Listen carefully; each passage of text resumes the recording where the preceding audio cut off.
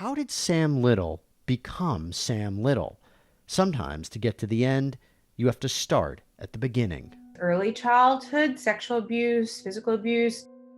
Yeah, Because you were born in 1940, right? I was born in 1940, yeah. Okay.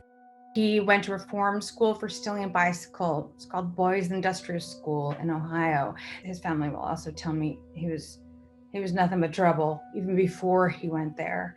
Then he just got abused and abused and abused.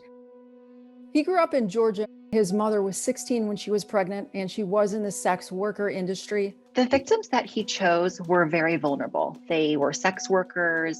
Some of them were addicted to drugs. These were low-income minority neighborhoods. She was an alcoholic, and she couldn't catch a trick no more. She was in a position where couldn't do nothing more.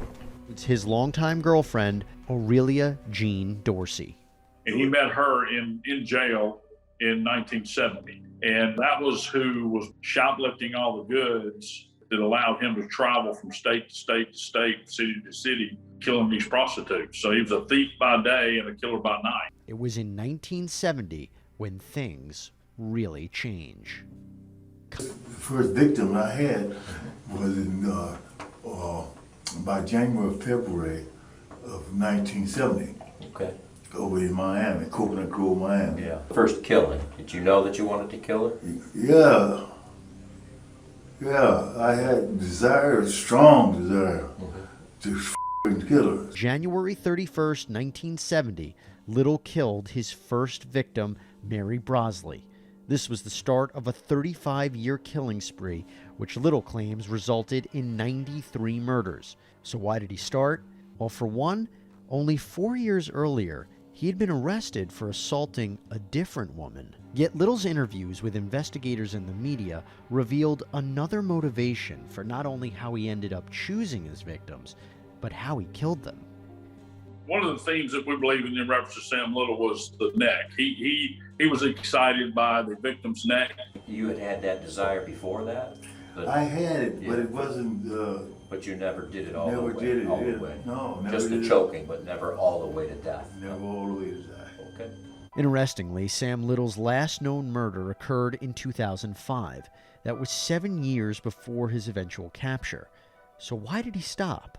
If he continued to try to physically kill a woman and then, more importantly, tried to get rid of their body.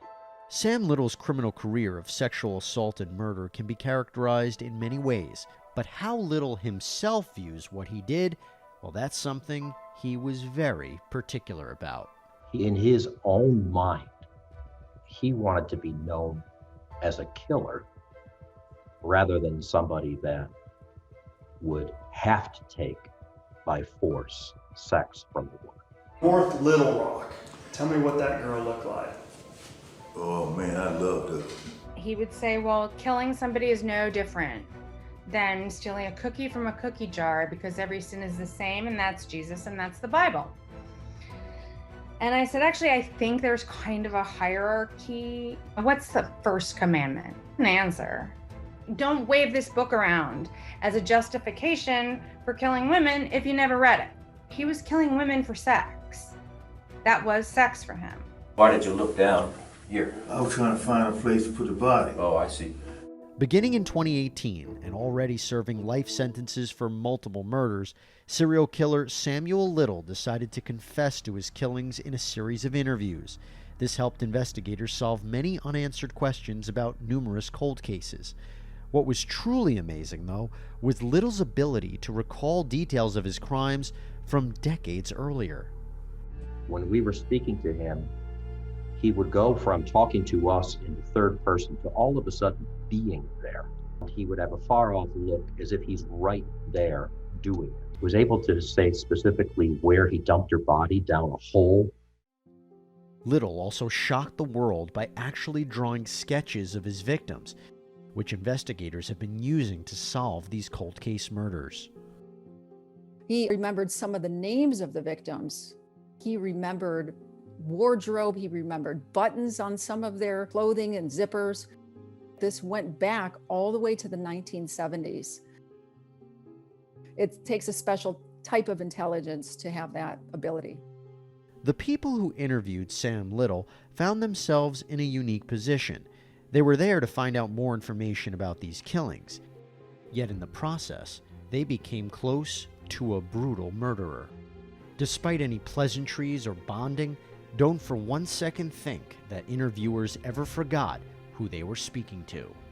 I'll just say that when you see his hands, you'll see just how monstrous they are. I didn't feel in danger myself. Did you ever shoot any of these girls? Shoot. Yeah, with a gun? My hands. Just your And hands? without that, I wouldn't want to do it. Through serial killer Samuel Little's confessions, law enforcement and prosecutors from different states were able to solve dozens of cold case investigations, and Little was finally convicted and sentenced to multiple life terms of imprisonment for several murders.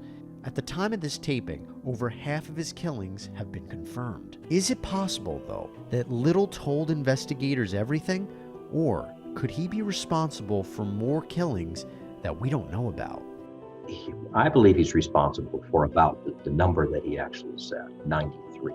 I found him to be very credible as far as that. He was not boasting. He was very matter of fact.